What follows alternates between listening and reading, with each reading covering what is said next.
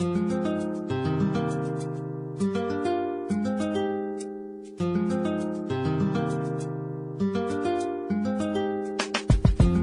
you're about to experience is one man's quest to see beyond the tumultuous period we're in and to envision what lies just beyond our grasp, yet well within our reach. Welcome to Larry Rifkin's America Trends, where the future has arrived, and it's just in time.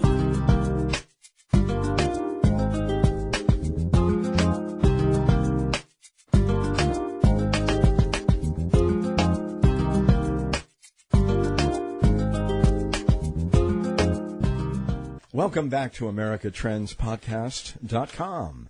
John and Larry at your service and at your convenience. And John, we're going to be talking today about a topic that you and I, as dads, certainly have dealt with in the recent period. And I'm talking about the cost of a college education. Yeah, it goes up and up and up. I've never seen it go down. I think when my son was in Southern, it went up 5 to 10% every year. Every year. So Yeah. when we think about it, I mean, we talked about medicine, we've talked about healthcare reform, and obviously that's one of the drivers of inflation to the extent that we have it in our society today, because it's always going up.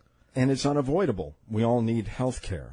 Now, college education, on the other hand, is it avoidable in today's environment? Or does everybody really have to have some kind of advanced degree? What do you think?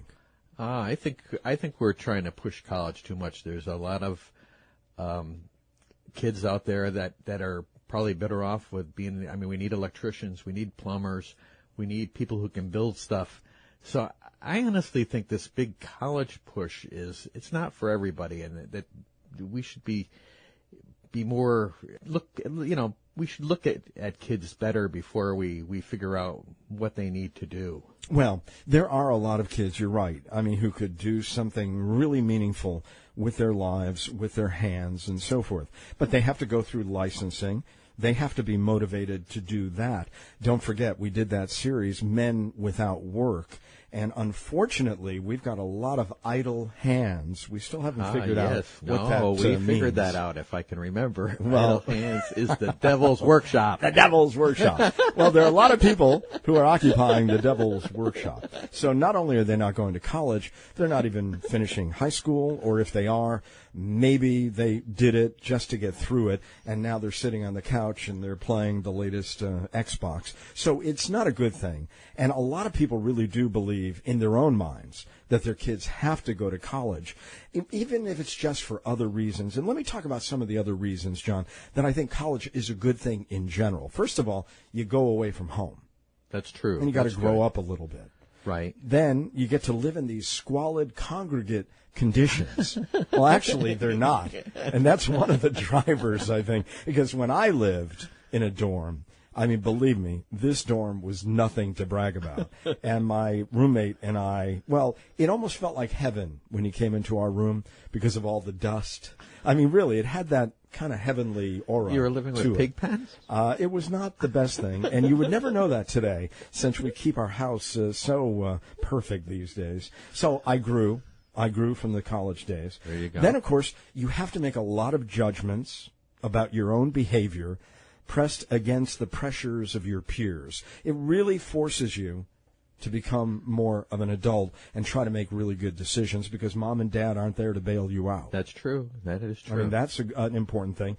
And also, you may learn stuff that doesn't have direct application in terms of a job, but really becomes extremely valuable as a thinking human being, maybe appreciating a lot of the things in the world, whether it's art or history or philosophy or whatever.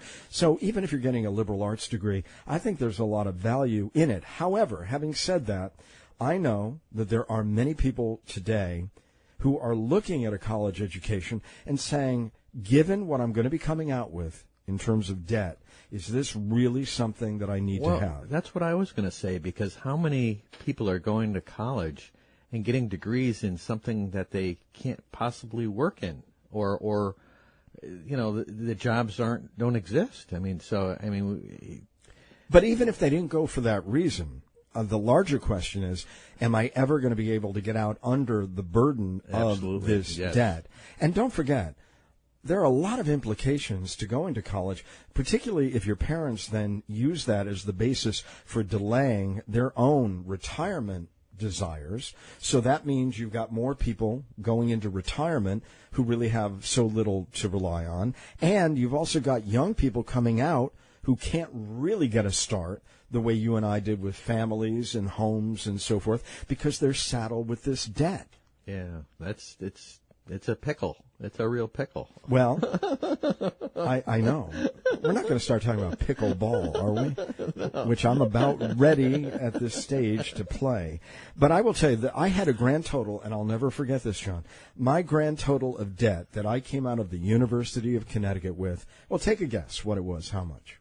I'd say about $4,000. Ah, you were close. It was $2,500. Okay, I believe that. But in order to make it a little more doable for my family, I went to one of the satellite campuses for 2 years and then up to Stores for 2 years. Right. And it turned out to be a good thing because my dad died when I was a freshman in college, and I was home, and my mom, really needed just somebody there. Not that I was that helpful, but, it was another person and someone to take responsibility for. And so it turned out to be a good thing for me. And I had some great professors at the satellite campus. And I think one of the things that points out is kids and parents are going to have to get a lot more creative if they want that college experience. They may have to take courses online.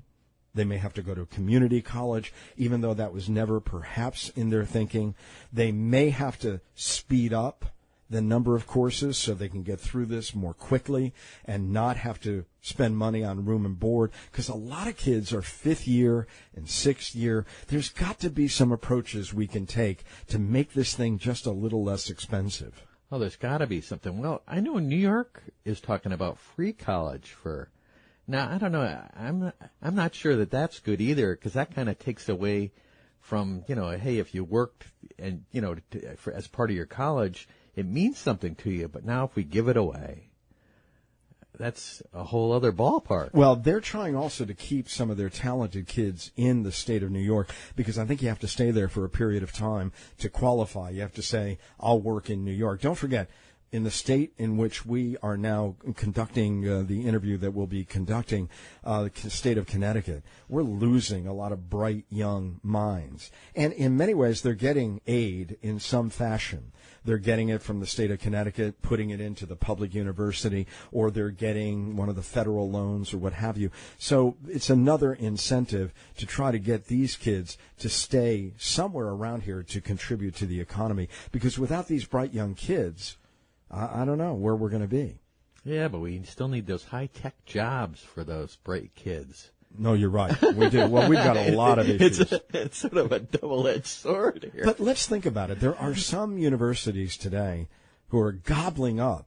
I forgot what the university was that I just read about, but they gobbled up one of these online universities because they see the trend in the future as being online. And I think it was DeVry University that was just gobbled up by one of the state universities. Was it the University of Wisconsin? Oh, I don't know. Yeah, that's very interesting. There's got to be new approaches. I mean, we've got to have professors that take on more of a load. We've got to look at the administration and the cost of all these high-priced administrators. Well, we're going to get into this with Preston Cooper. And by the way, he is a research analyst from the American Enterprise Institute. And the idea that tuition goes down when state aid goes up to a public university, he's going to bring us some countervailing arguments. I believe that these loans are actually making it more expensive because now they can charge more because they can give the kids more money to spend with these loans. I think that's what's really screwing. Well, we're going to ask him about that because I think you're on to something. And don't forget, we're also subsidizing a lot of athletics. We've expanded the Title IX, and so men's and women's programs have to have a certain comparability. And then, John, one of the big changes, I mean, really, I was in an awful, squalid dorm. But the dorms today, I mean, you've got these Tony dorms with sushi chefs and everything else. I mean, really, it's gotten just a bit out of hand, I'd say. What do you think? Well, they got all this free money to play with. Well, we'll find out what's driving all of this. Preston Cooper is going to be joining us right here on AmericaTrendsPodcast.com. We thank you so much. You'll want to hear this. We are on with Preston Cooper, a research analyst at the American Enterprise Institute. And, Preston, we're talking about higher education and the costs within. And I know it surprises a lot of us. Now, I graduated college, dare I say, in 1974, and I came out with $2,500 in debt. What has happened over the intervening period where people are coming out with $70,000, $80,000, $100,000 in debt? What are the drivers that we're talking about here? Yeah, well, a big part of it is the increasing cost of college, the increasing cost of tuition. That back in the 1960s and 1970s, you could find college tuition for about $1,000, and now you're seeing $30,000, $40,000, $50,000 at a lot of schools. Even some of the lower cost ones can still be about $10,000 in tuition. So number one, we've seen a big increase in the cost of college, and number two, people are going to college for longer. A lot of the people that you see with $70,000, $80,000, $100,000 in debt are going to get graduate degrees. That they're essentially getting more education. That they're getting a 4-year bachelor's degree, taking on $30,000, $40,000, $50,000 in debt there, and then they're going to get a graduate degree, maybe taking on another $50,000 in debt, and when they'll end up with $100,000 at the end of all that. I thought you were going to say that a lot of people are taking the slow road to the diploma, that they're actually staying in for 5 and 6 years. That was a phenomenon that I've read about over, the recent period. Yeah, that's something that's happening too, especially, we're seeing at the undergraduate level that, if you get out in 4 years, if you graduate in 4 years, your median debt's probably going to be around $27,000. But if you stay in for 5 or 6 years, as we're seeing more and more people doing, your debt's going to be a lot higher than that. What are the underlying causes for the tuition increase? Is it that professors' salaries have skyrocketed, or administration and the number of people and the compensation has gone up? What are the most dramatic reasons? And I know there are different reasons at private and public institutions, and we'll talk about that too. But what's really underlying all of this? Well, really underlying it is an increase in college spending, and that's been driven by a number of factors. Part of it's administrative bloat. Part of it's that the colleges are hiring a lot more administrators, a lot more people who don't really do teaching duties. Another part of it is that professors are teaching a lot less than they used to. Back in the 1990s, about 60% of professors taught more than 9 hours a week, and now that number's around, I think, 40 or 45%. So we're seeing professors are teaching less. We're hiring more people who aren't teaching. That means that there's essentially less teaching to go around, and so students have to pay more to get their educations. And one factor that, of course, can't be ignored is the role of the federal government in providing a lot of money for students to pay tuition with. The federal government provides grant programs. They provide unlimited student loan programs. It's no surprise that colleges look at all this kind of free money that the government's offering and say, hey, if we raise our prices, we can take advantage of that, and many of them do. But many of the customers, a.k.a. the students, are recognizing, as are the parents, that money has to be paid back at some point in time. So while the colleges may benefit immediately from that, it's a long-term payout back from the students and their parents. Yeah, that's absolutely right. But what we're seeing now a lot of the time is that students are on track to get loan forgiveness, that you can do something called income-based repayment, where you pay back your student loan as a share of your income. Mm-hmm. But if you pay for 20 years, you can get loan forgiveness. And sometimes if you work in certain occupations, you can get your loans forgiven after 10 years. So are those people who go into the nonprofit realm or government work? Yeah, those are people who go to work for the government or go to work for nonprofits, which is estimated to be about 25% of the workforce. Really? About 25% of people with student loans could get them forgiven after 10 years. And essentially the calculus there is you say, I know that I'm going to get my loans forgiven after 10 years or after 20 years. So essentially, any more money that I take out in student loans is essentially free money because it's all going to get forgiven eventually. And this is especially true, I think, for graduate students. In graduate programs, we see sometimes, that schools will actually encourage students to take out more loans because they know that it's going to get forgiven one way or another. Is it easier to get a loan for undergraduate education or graduate degrees? It's equally easy to get loans for both. The federal government essentially makes out loans to everybody who wants to attend an accredited institution of higher education. There's no credit check, there's no income test, there's no variation in interest rates. Basically, anyone who wants to get a loan and is going to an accredited college can get one, whether you're a graduate student or an undergraduate student. The differences today between the public colleges and the private colleges, and I know that you have been writing and I have been reading about this relationship between state aid and the public universities, but in general, what are the cost differences on average between public and private institutions?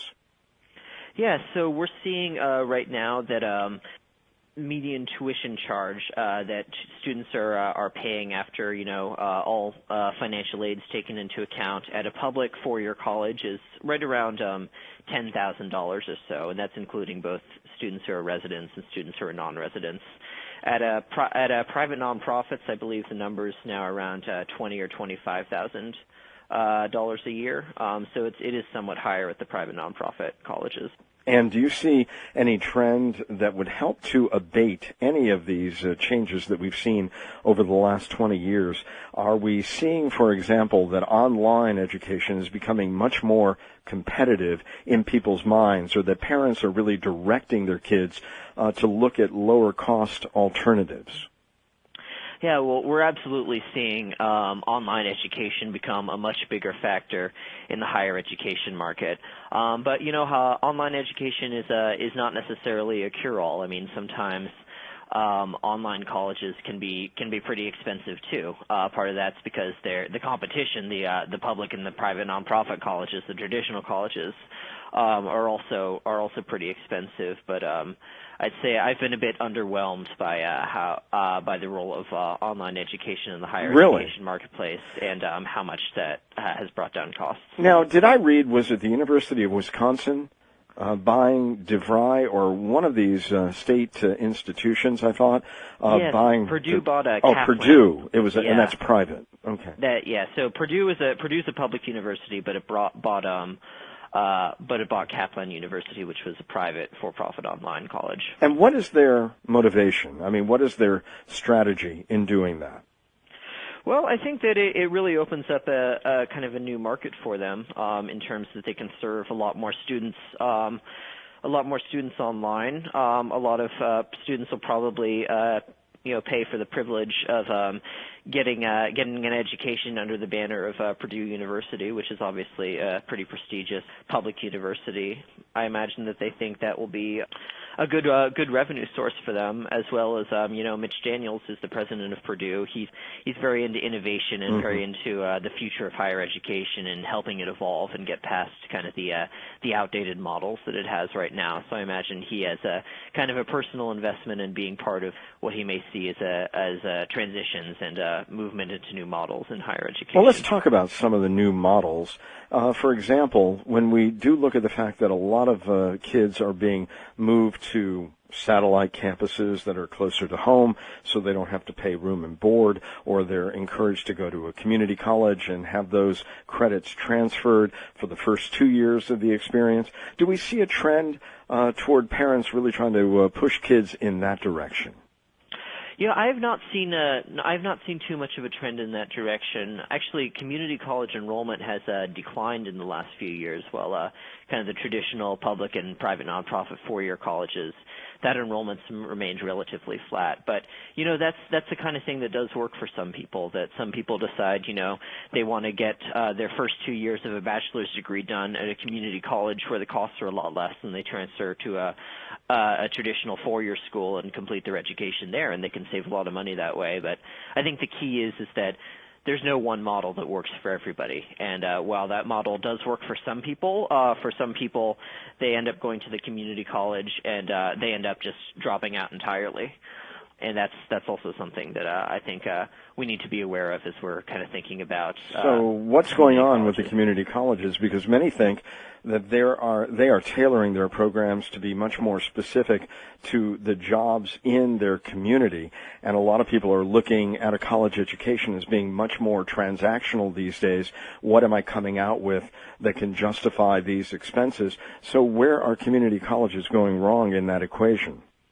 Well, I think one of the main problems with community colleges that I'm seeing today is that a lot of the students don't graduate. A lot of community colleges have graduation rates that are around only about 20 or 30%. That means that a majority of students, about 3 in 4 students who go to a community college trying to get a credential, trying to get a degree, end up not graduating. For the 20 or 30% who do graduate, they're usually on a pretty good footing, but I'm very concerned about kind of that 70 or 80% who are not making it through, who are dropping out after the first or second year. College administrators, do they have a reason to want to tell us a different story than the reality that we see on the ground as to why costs have quadrupled over the recent period? I mean, they like to tell us that, in fact, these radical cuts that have come from state government are the reason that we are driving these costs up so high for the individual in terms of tuition. Yeah, well, there's it is a compelling story, but there's really not much evidence for it. I think kind of the simplest explanation is, tuition is going up all the time. It's going up every year. It's going up every year faster than the rate of inflation. But subsidies, the aid that state governments provide to public colleges and universities, that has not been going down every year. That's been going up and down. In some periods it's been going up, in some periods it's been going down, but whether that state aid is going up or down, the colleges are always raising tuition. So I'm very skeptical of this link between subsidies and tuition that the college administrators kind of want to sell as the story about why costs are going up. Well, if we did a focus group among parents, what do you think they would say as to what they believe is happening with higher education costs? I mean, we see healthcare costs, and they're so dramatically, escalating year in and year out. So are higher education costs. We can't really get out of the healthcare system. We're all involved. So what are their responses when you talk to parents and others who are involved in higher education? Well, the number one concern that I hear when I talk to parents, is the cost. That a lot of parents say, when I went to college a long time ago, I financed a lot of it out of savings.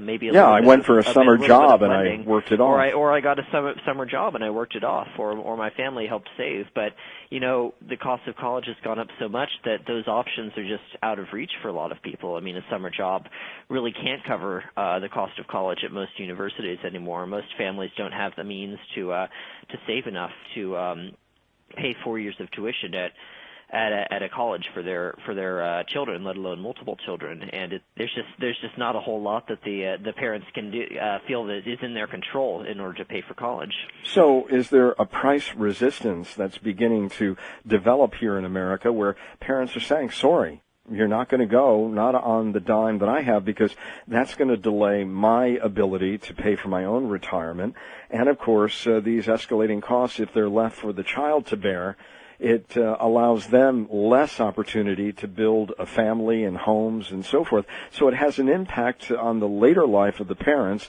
and on the early development of young people wanting to get into our economy.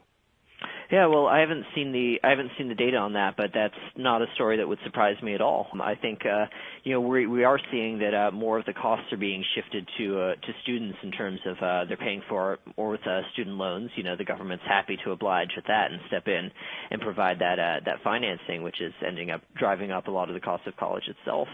And less is being paid out of families from savings or from earned income on the student's behalf. When I looked at some figures about the total number of full-time faculty members in the California system, at one point in time, it went up from 11,614 full-time faculty to 12,000, and yet the total number of administrators grew from 3,800 to over 12,000.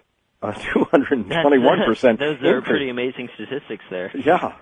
I mean, I don't know. It's mind-boggling. So what do we do? I mean, what are some of the responses? Let me give you a set of ideas, and you tell me whether any of them might matter in all of this. What about ending the 4-year degree and saying, look, let's compress this into 3 years? Is that impossible?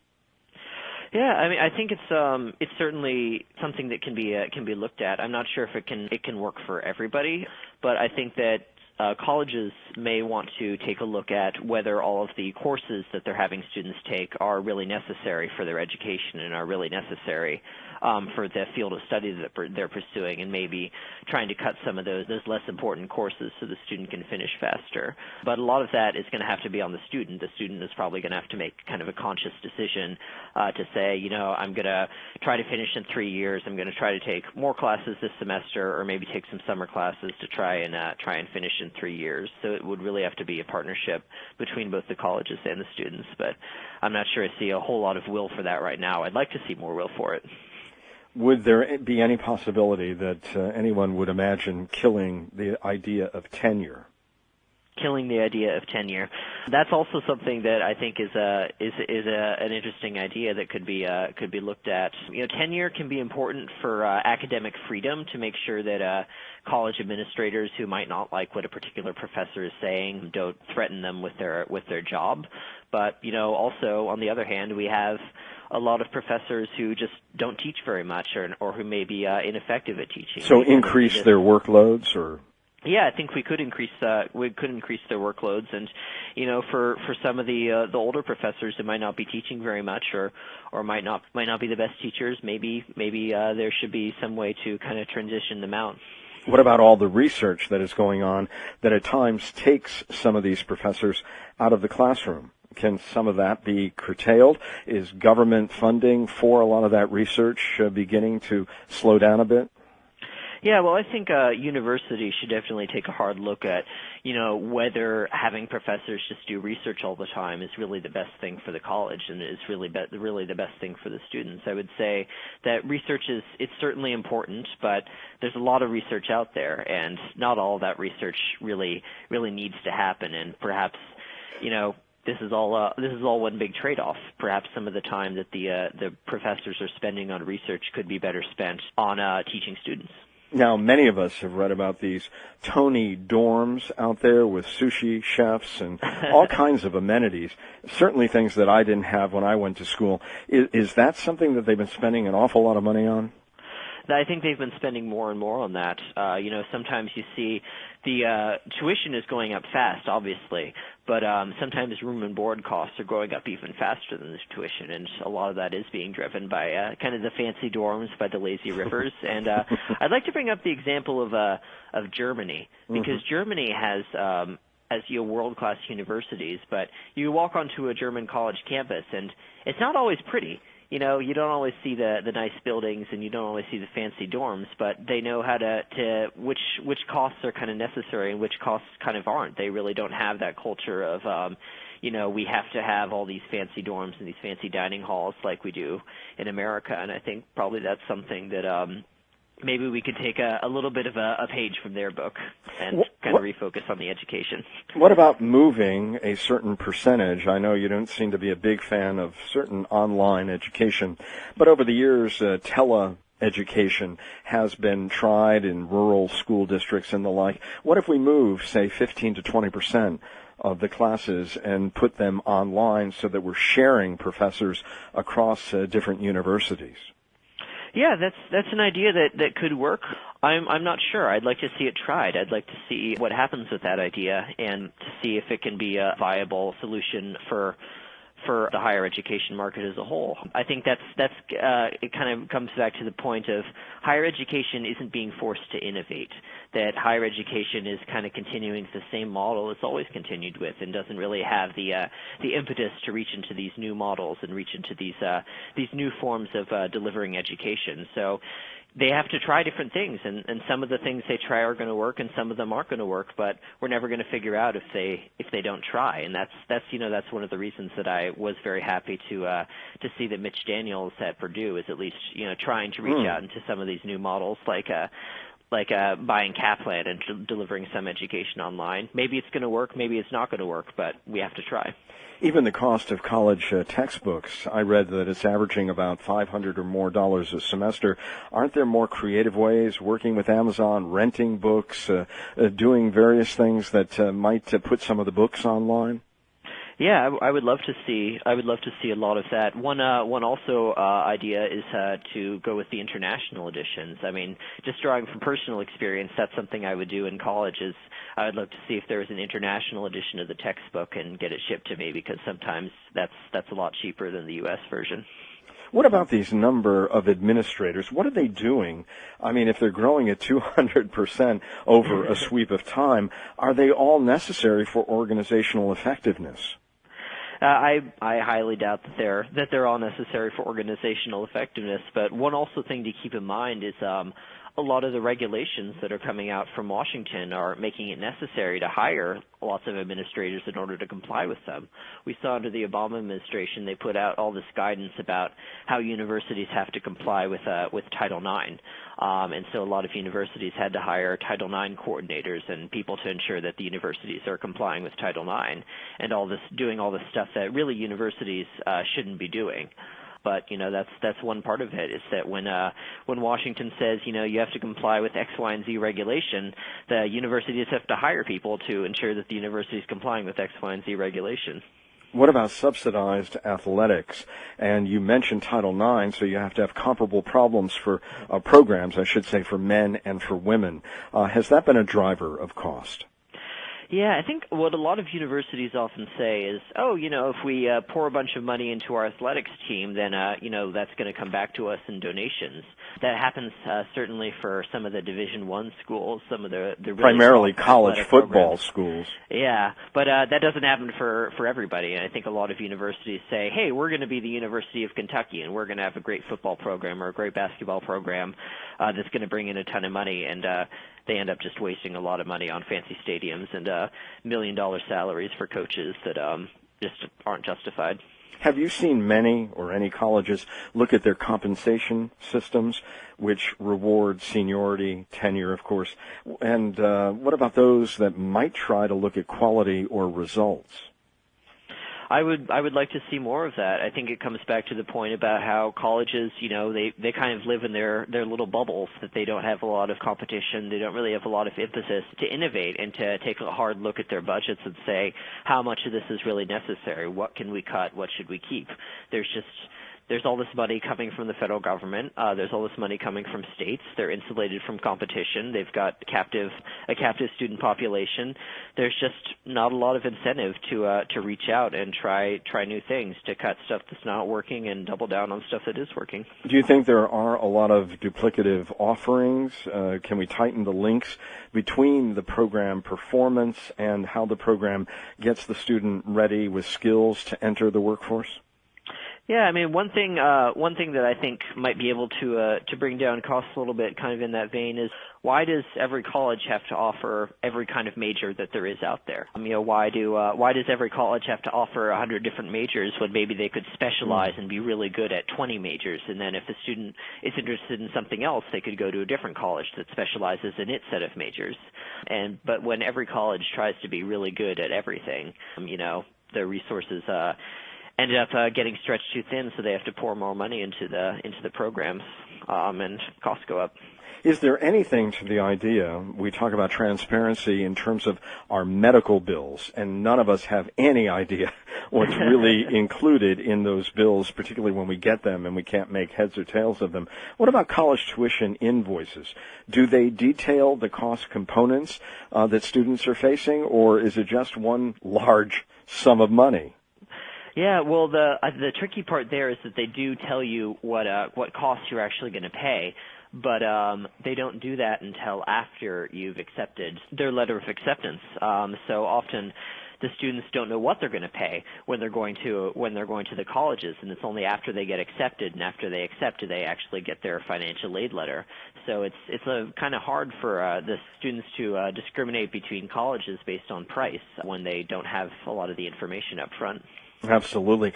So there could be more attempts to work on that. Do you see a lot of pressure from consumers? I'm going back to this point about parents and students saying, no mas. I mean, we want to go to college. We want all the benefits that come from college, and not all of them relate to dollars and cents or immediate job transference. But they do deal with so many aspects of growing up and an important part of a life cycle. But, is anybody resisting any of this? Well, over the last 6 or 7 years since 2010, the number of American students who are enrolled in college declined. It's been declining pretty much every year. Mm-hmm. Not a huge decline, but it is a decline, whereas in the past it had been going up pretty much every year. I think part of that is now that the job market's a bit better, a lot of students are saying, hey, I think that this job is going to be a better bet than just kind of taking refuge in college. But I think maybe a lot of students are starting to catch wise to it, that, maybe these costs are too high, the quality of the program is too low, and it's just not a good decision for me. Do we have too many colleges, universities, and various types of trade programs chasing too few students? I mean, is there just too much out there where they're all, as you say, offering a whole panoply of offerings, and maybe it's too much and they need to specialize? Are you seeing any universities or colleges actually defaulting at this point or going out of business? Yeah, well, we have seen a few colleges close. It's just been a few so far, but the number's been increasing kind of every year. A lot of those have been small for-profit colleges, but some of them are, non-profit colleges like Burlington College in Vermont or Sweetbriar College in Virginia that have been closing or flirting with closure in recent years. So the bubble may yet pop. All right. Well, Preston Cooper, research analyst at the American Enterprise Institute, thank you for being a part of America Trends podcast today. Thanks for having me. Thank you. If you like this episode, please leave us a kind rating or review. I'm on my hands and knees. Please do it on iTunes, because your review is really critical for us to continue providing this podcast. And John, I know that iTunes looks at this. They want to make certain that we have some rankings, some visibility, and that we're getting some traffic, and then they give you better positioning. Absolutely. And this way it'll put us in the forefront so you can find us much easier on your iPhone or Android, whatever you may be using. And they may even send you out an alert. So please, if you can, don't miss a single episode of America Trends Podcast. And, John, they can subscribe on iTunes or Stitcher.com. And also subscribe on our website. Oh, absolutely. We send out a little blurb, and we can also take your emails there at newsletter@rifkinradio.com. That's another way to get us. And we do not sell or share our lists. Nothing. Well, I don't know. Does anybody want our lists? I don't know, but we don't do it. Good question. Even if they asked us. Nobody's asked us. But. Right. And when you do subscribe, let us know on Facebook and Twitter. We're getting very active on Facebook and Twitter. Our handle on both platforms. And, John, this is really easy. @Trends Podcast. That's it. That's real easy. You like that? Did you get that? I got that. Okay. I'm going to have to check it out now. I'm going to have to twit it. We want to thank you, of course, personally for subscribing. And we also would like to get some of your ideas and questions for future episodes of America Trends Podcast. And that's important, too, because we're all over the map. Our interest editorially in the future, John, has no bounds. But we want to know what it is that you'd like to hear from us. If there was a segment that you'd like to see us follow up on, or if there's something in depth that you'd like us to deal with, please let us know that, too. We're looking at the future. There's so much we can look at. Yeah, and the topics that we've dealt with, I mean, we have gotten such incredible guests over the recent period, but they're only going to come to us if they know we've got an engaged and interactive audience. Absolutely. So it's really important that you become part of this podcast in so many different ways that we're sharing with you today. You're absolutely right. We need your support and your help and your reviews. And your ideas. And ideas. Or questions on Facebook and Twitter. And by the way, you can direct message us @Trends Podcast or using the hashtag Trends Podcast. You can also add an email address if you have a public one that you'd like us to give out. Yeah, good. Hey, and you know what?